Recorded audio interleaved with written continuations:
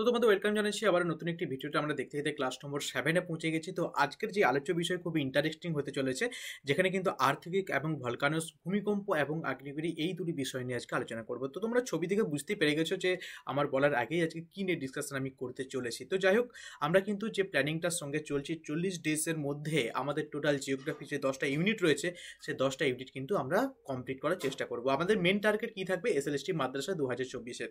তো আমরা টোটাল জিনিসটাকে বাংলাতে বলছি, তো আশা করছি কারো সেরকম কোনো অসুবিধা হবে না। যারা গ্র্যাজুয়েশনের স্টুডেন্ট, যারা পোস্ট গ্র্যাজুয়েশনের স্টুডেন্ট, যারা স্কুল লেভেলের স্টুডেন্ট, তারাও কিন্তু এই ভিডিওটি দেখতে পারে, কারণ সমানভাবেই কিন্তু সেরকম ভাবে ইনফরমেশন দিয়ে কিন্তু ভিডিওটি তৈরি করা হচ্ছে।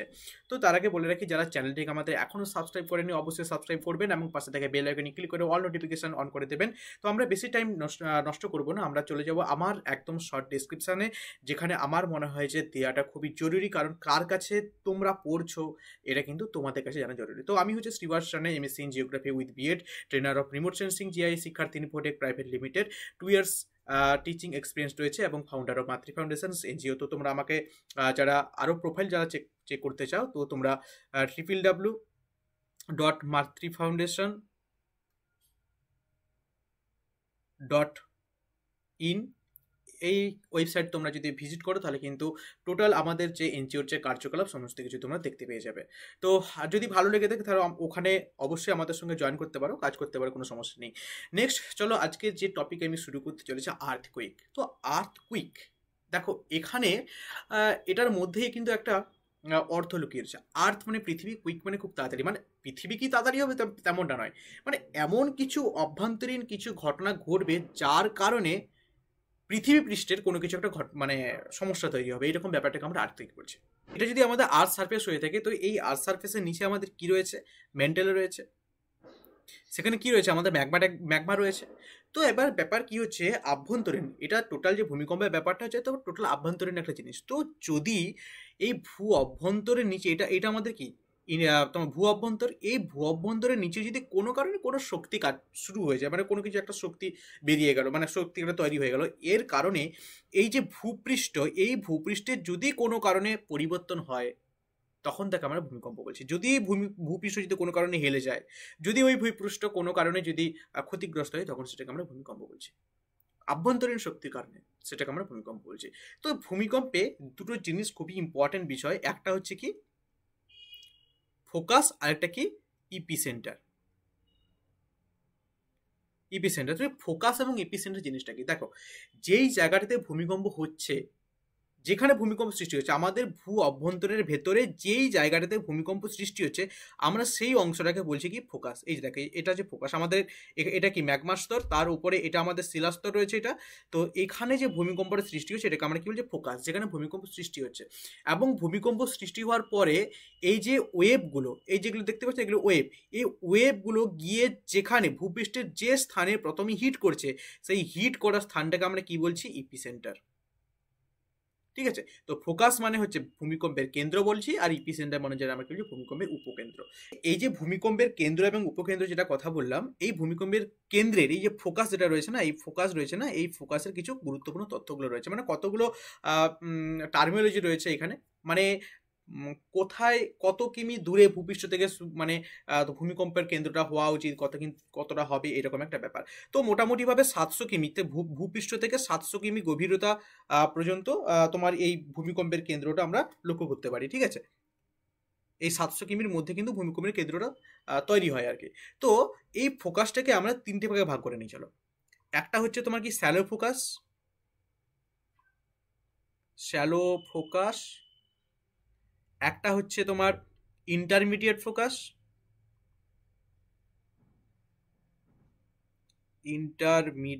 ফোকাস, আরেকটা চলো আমরা যেটা করেছি যে ডিপ ফোকাস।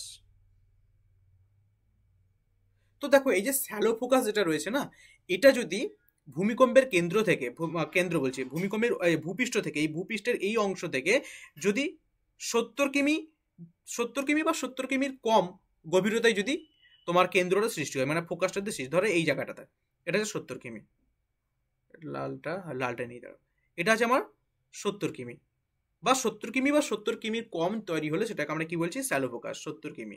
ঠিক আছে, ইন্টারমিডিয়েট ফোকাসটা কি, যদি এটা 70 থেকে 130 কিমির মধ্যে যদি, বা 130 বলছি 300 কিমি, 300 কিমি 300 কিমির মধ্যে যদি হয়, 70 থেকে 300 কিমির মধ্যে যদি হয়, তখন সেটাকে আমরা কি বলছি, ইন্টারমিডিয়েট ফোকাস।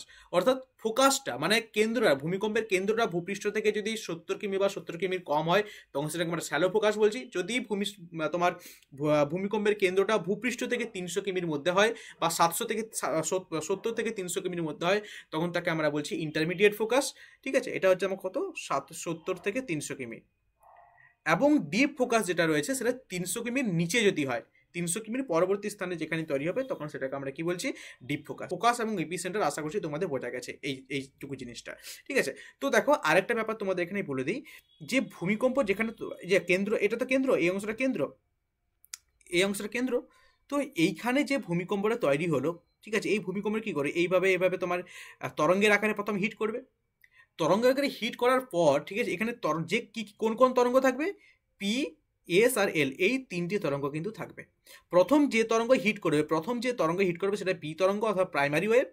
সেকেন্ড যে তরঙ্গ তোমার হিট করবে, সেটাকে আমরা সেকেন্ডারি ওয়েভ বলছি।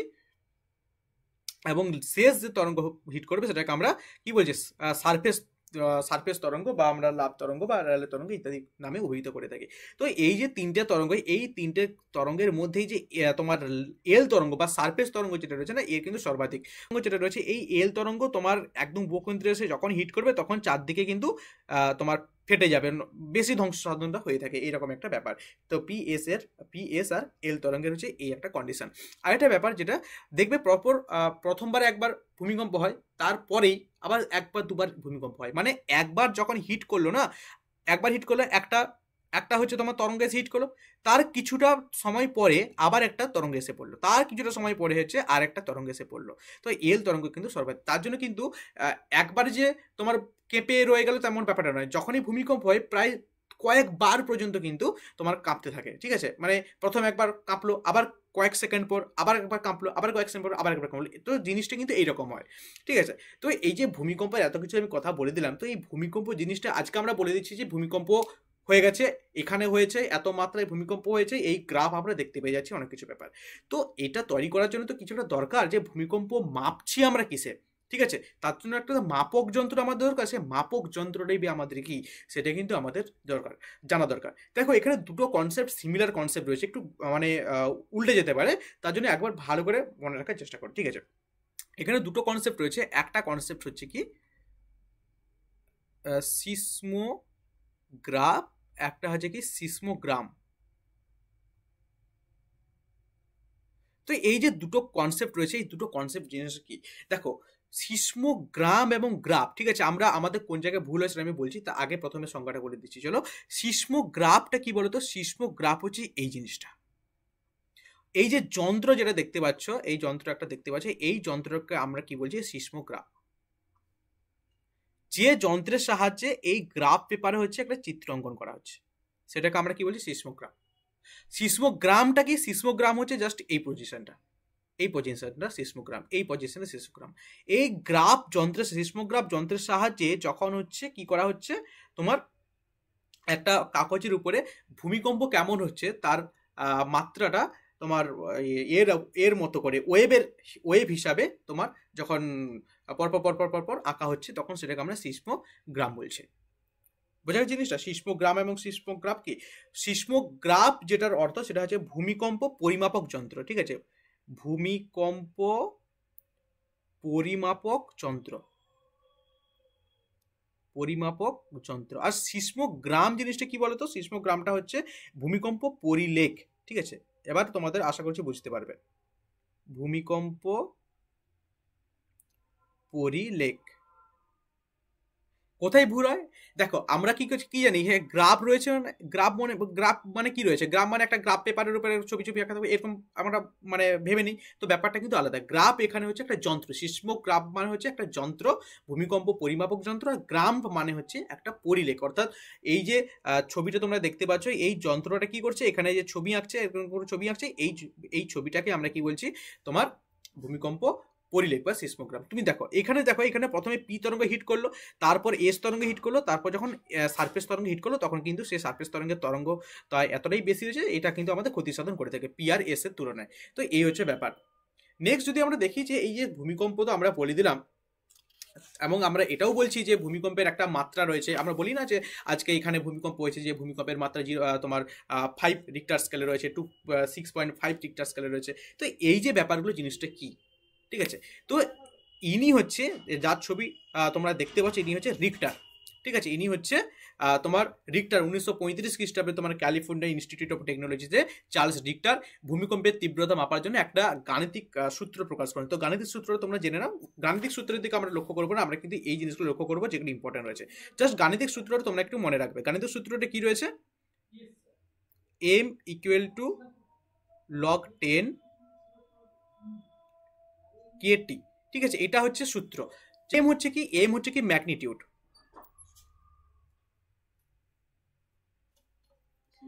কে কে যেটা রয়েছে না, এই কে এর একটা নাম রয়েছে, কেটা কি বলতো, পি তরঙ্গের অ্যামপ্লিটিউড, ঠিক আছে। যে পি তরঙ্গ যেটা রয়েছে তার হচ্ছে অ্যামপ্লিটিউড, ঠিক আছে। এবং টি যেটা রয়েছে, এই টিটা কি বলতো, এই টিটাকে আমরা বলছি যে অসিলেশনস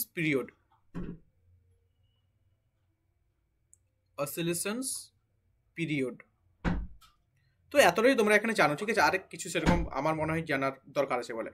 নেক্সট যেটা আমরা যেটা আলোচনা করছি, যে তোমার রিক্টার স্কেলের যে মাত্রাটা হয়েছে না, তো এই গাণিতিক সূত্রের উপর প্রতিষ্ঠা করে তিনি একটি স্কেল দিয়েছিলেন, যে স্কেলে হচ্ছে তোমার 0 to 10 পর্যন্ত তোমার মাত্রা থাকে। এবং এই মাত্রার যদি মানে এই স্কেলের ওপরে আমরা মাত্রাগুলো দেখব, কত মাত্রা হলে কি কি সমস্যা তৈরি হতে পারে সেটা আমাদের কিন্তু দেখতে হবে। যদি দেখো 0 থেকে যে 2 মাত্রায় যদি ভূমিকম্পটা হয়ে থাকে রিক্টার স্কেলের, ম্যাগনিটিউড মানে কি বলতো, ম্যাগনিটিউড হচ্ছে মাত্রা। এখানে দুটো জিনিস রয়েছে, একটা মার্কারি স্কেল, একটা হচ্ছে তোমার রিক্টার স্কেল। তোমার মার্কারি স্কেলটা বলবো এটার পরে। মার্কারি যে স্কেলটা হচ্ছে সেটা হচ্ছে ভূমিকম্পের তীব্রতা পরিমাপ করা হয়। তীব্রতা মানে কি, যতটা পরিমাণ ভূমিকম্প হয়েছে, ঠিক আছে, যে মাত্রায় ভূমিকম্প হয়েছে তার ক্ষয়ক্ষতি কতটা হয়েছে সেটাকে হচ্ছে আমরা তীব্রতা বলছি। তো যাই হোক, রিক্টার ম্যাগনিটিউড যেটা আমরা বলছি, যদি 0 থেকে 2 মাত্রায় যদি ভূমিকম্পটা হয়, সেখানে কিন্তু মানুষজন সেরকম বেশি ক্ষতিগ্রস্ত হয়নি, ঠিক আছে। যদি 8-এর উপরে যদি হয়, 8-এর উপরে বা 9-এর উপরে যদি ভূমিকম্প হয়, তাহলে কিন্তু ডিস্ট্রাকশনটা প্রচুর পরিমাণে হবে, বিল্ডিং, ব্রিজ, এই সমস্ত কিছু টোটালি তোমার ভেঙে যাবে, ঠিক আছে। তো এই হচ্ছে ব্যাপার। তো এটা আমি কি বললাম, যে ম্যাগনিটিউড মানে ভূমিকম্পটা কত মাত্রায় হয়েছে, কত জোরে হয়েছে, এই জিনিসটাকে বোঝানোর জন্য আমরা কি বলছি, ম্যাগনিটিউড বলছি। এটা কে আবিষ্কার করেছিলেন, যে চার্লস রিক্টার কত খ্রিস্টাব্দে, 1935 খ্রিস্টাব্দে একটা গাণিতিক সূত্র দিয়েছিলেন, যেটা m = log 10 k / t। এই সূত্রের উপর ভিত্তি করে একটা স্কেল দিয়েছিলেন, যেখানে 1 to 10 পর্যন্ত তোমার ঘর করা থাকবে। এবার প্রত্যেকটা ঘরে কত কি মাত্রা রয়েছে সেটার উপরে ভিত্তি করে আর্থকুইকের এফেক্টসটা আমরা কিন্তু বলতে পারি। তো এই হচ্ছে তোমার রিক্টার স্কেলের গল্প। নেক্সট যদি আমরা দেখে নিই যে মার্কারি স্কেল, তো মার্কারি স্কেল, ইনি হচ্ছে মার্কারি। তো ইনি হচ্ছে যে স্কেলটা দিয়েছিলেন তার নাম অনুসারে মার্কারি স্কেল রাখা হয়েছে। তো মার্কারি স্কেলটা কি করে থাকে, ইন্টেন্সিটি, যেটা আমি বললাম এখন, ইন্টেন্সিটি হচ্ছে তো পরিমাপ করে থাকে। তো অর্থাৎ ক্ষয়ক্ষতির পরিমাণ কতটা কি হয়ে থাকে সেই জিনিসটা এ করে থাকে। তো এখানে হচ্ছে তোমার রোমান হরপে 1 to 12 পর্যন্ত কিন্তু এখানে ঘর কাটা থাকে, ঠিক আছে, দাগ কাটা থাকে। তার উপরে ভিত্তি করে কতটা কি ক্ষয়ক্ষতি হয়েছে এটা কিন্তু মাপা হয়ে থাকে। তো একদম 12 মানে যদি আমরা দেখি যে টোটাল ডিস্ট্রাকশন, খুব বেশি পরিমাণে ডিস্ট্রাকশন হয়ে যাবে, এরকম একটা ব্যাপারকে কিন্তু বোঝানো হচ্ছে মার্কারি স্কেলে, ঠিক আছে। তো নেক্সট যদি আমরা দেখি, তোমার ভূমিকম্পের যে জোনগুলো রয়েছে, কোথায় কোথায় ভূমিকম্প জোন রয়েছে, দেখো প্রথমত যতগুলো প্লেট বাউন্ডারি, প্লেট মার্জিন যেগুলো রয়েছে না, সবগুলোতে ভূমিকম্প জোন রয়েছে। প্রত্যেকটা জায়গাতে ভূমিকম্প জোন, কেননা একটা প্লেট আরেকটা প্লেটের কাছাকাছি যখনই থাকবে তখনই যে কোনো সময় টকরাতে পারে, যে কোনো সময় তোমার কাছাকাছি এসে ধাক্কা লাগতে পারে, সেগুলো ভূমিকম্প তৈরি হবে। যত এখানে চিত্রটা তুমি দেখতে পাও, দেখো প্রত্যেকটা যে তোমার প্লেট বাউন্ডারি, প্লেট মার্জিন যেগুলো রয়েছে না, প্রত্যেকটাই কিন্তু কি ভূমিকম্প জোন হিসেবে কিন্তু পরিচিত রয়েছে। দেখো যেখানে হচ্ছে রেড কালার যেটা রয়েছে, এই জায়গাটা কি সব থেকে বেশি ভূমিকম্প প্রবণ এলাকা। এটা দেখো চতুর্দিকে আমাদের ভারত থেকে শুরু করে, অস্ট্রেলিয়া থেকে শুরু করে, সাউথ আমেরিকা, দক্ষিণ আমেরিকা যতগুলো রয়েছে সব জায়গাতে কিন্তু তোমার ভূমিকম্পটা রয়েছে। তো ভূমিকম্প হয়ে থাকে। তো এখানে যেটা মনে রাখবে, এখানে কিছু রয়েছে ভূমিকম্পের দেশ, কিছু রয়েছে। আমরা জানি যে জাপানকে আমরা ভূমিকম্পের দেশ বলে থাকি, এটা মনে রাখার চেষ্টা করবে, কেন জাপানে ডেলি ভূমিকম্প হয়ে থাকে, ঠিক আছে। এবং মানে বলতে গেলে দিনে প্রায় 20 বার, ঠিক আছে, ডেলি 20 বার ভূমিকম্প হয়ে থাকে, তবে এত বেশি মাত্রায় হয় না, কিছু কিছু মাত্রা খুব বেশি হয়ে থাকে। ডেলি 20 বার কিন্তু ভূমিকম্প অনুভূত হয় বলে আমরা জাপানকে হচ্ছে ভূমিকম্পের দেশ বলে থাকি। এছাড়া আমরা আরেকটা রয়েছে ভূমিকম্পের শহর কাকে বলি, এটা মনে রাখার চেষ্টা করবে যে ফিলাডেলফিয়া। ফিলাডেলফিয়া, যাকে আমরা কি বলে থাকি, ভূমিকম্পের শহর বলে থাকি, এটা একটু মনে রাখার চেষ্টা করবে। এখানে আরেকটা মনে রাখার চেষ্টা করবে, তোমার এইচ.এফ. রিড একটা তত্ত্ব দিয়েছিলেন, এইচ এফ এইচ.এফ. রিড একটা তত্ত্ব দিয়েছিলেন, সেই তত্ত্বটার নাম মনে রাখার চেষ্টা করবে, elastic rebound theory. Elastic rebound theory কার উপর দিয়েছিলেন, এই ভূমিকম্পের উপরই কিন্তু দিয়েছিলেন, এই একটা ব্যাপার। ঠিক আছে, আরেকটা জিনিস মনে রাখবে, এই যে পি তরঙ্গ এস তরঙ্গ, প্রথমে পি তরঙ্গ হিট করছে এবং এস তরঙ্গ তারপর হিট করছে। পি আর এস তরঙ্গ, পি তরঙ্গ যাওয়ার হিট করার পর এস তরঙ্গ যে আসছে, এস তরঙ্গ কতটা সময় দেরিতে আসছে, এই জিনিসটাকে বলা হয়ে থাকে কি বলতো, লেট টাইম। ঠিক আছে, এই কটা জিনিস কিন্তু এখান থেকে মনে রাখার চেষ্টা করবে। 2004 সালে একটা কথা মনে রাখবে, 2004-এ তোমার 26শে ডিসেম্বর একটা সুনামি হয়েছিল ভূমিকম্পের কারণে, যেটা ইন্দোনেশিয়াতে হয়েছিল। প্রায় এখানে মানে প্রায় 1.5 লক্ষ মানুষ এখানে কিন্তু মারা যায়। নেক্সট একটা ভূমিকম্প হয়েছিল তোমার 2011-তে, 11ই মার্চ, 2011 সালে 11ই মার্চ একটা ভূমিকম্প হয়েছিল। যে ভূমিকম্পটা কোথায় হয়েছিল, সেই হুমসুদ্বীপেও কিন্তু প্রায় 1,30,000 মানুষ মতো মারা যায়। তো যেগুলোর উপকেন্দ্রগুলো আমাদের ভারত তোমার অস্ট্রেলিয়া, ইন্দোনেশিয়া, এই জায়গাগুলোতে পড়েছিল, যার জন্য কিন্তু হালকাভাবে আমাদের এখানেও অনুভূত হয়েছিল। তো এরকম একটা ব্যাপার। তো টোটাল ভূমিকম্পটা এখানে আমি আলোচনা করে দিলাম, এবং এরপর যেটা রয়েছে যে ভলকানোস যেটা রয়েছে, সেই ভলকানোসটা কিন্তু আমরা আলোচনা করব।